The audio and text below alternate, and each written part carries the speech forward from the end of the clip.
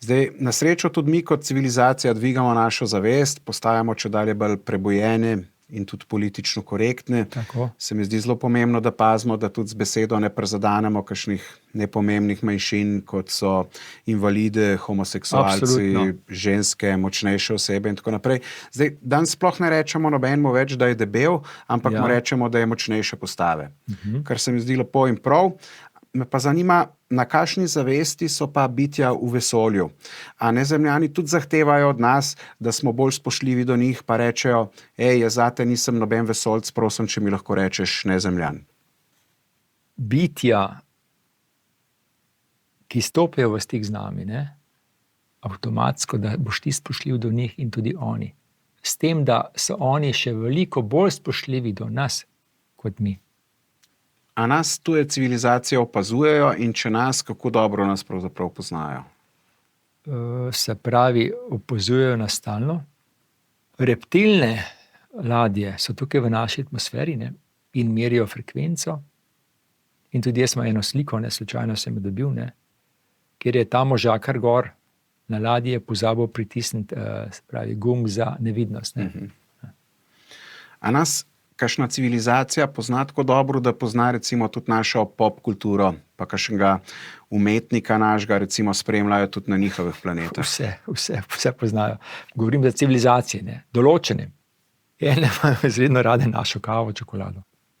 Mahnjeni so na naše motorje, mahnjeni so na muziko, preigravajo Chopina, Bach in tako naprej, z velikim veseljem. Poznajo nas do nule, celo določena modne trende spremljajo. In so tako oblečene, recimo. Čisto neverjetne stvari.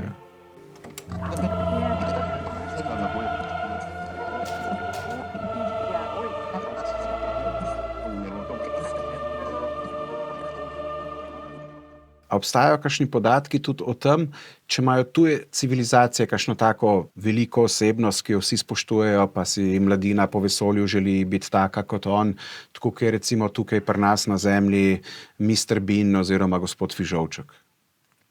Ne, kar jaz vem, ne, zakaj. Govorim za te miroljubne civilizacije, kjer imajo pa dobesedno holografsko družbo, kar pomeni, vsi isto mislijo. Zakaj? Ker so vsi na isti frekvenci. Ja. Nisem dal za brez veze primer Mr. Beana, a ne? Ja. Zato, ker sem gledal intervju z Mr. Beanom o tem, kako so snemali Mr. Beana in je rekel Mr. Bean, da je bila prav to njihova glavna ideja, da je večdimenzionalen. A ne? Ker ni te jezikovne omejitve, te jezikovne bariere. Ja. Zato sem mislil, da bi ga lahko mogoče razumeli tudi na kakšnih drugih civilizacijah.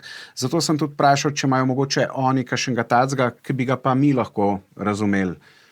Pa ne rabi biti smešen. Sploh ne. Bistvo je to, da oni komunicirajo telepatsko in ne rabijo spod tega. Ljudje imamo zelo rade duhovite, smešne ljudi. Kako pa vesoljce gledajo na to? A imajo vesoljce oziroma nezemljani, bom sem probal govoriti nezemljani, da ne bo kdo užaljen, če imajo tudi smisel za humor, se tudi oni nasmejo, se kaj pošalijo, mogoče tudi na nas račun ali pa na svoj.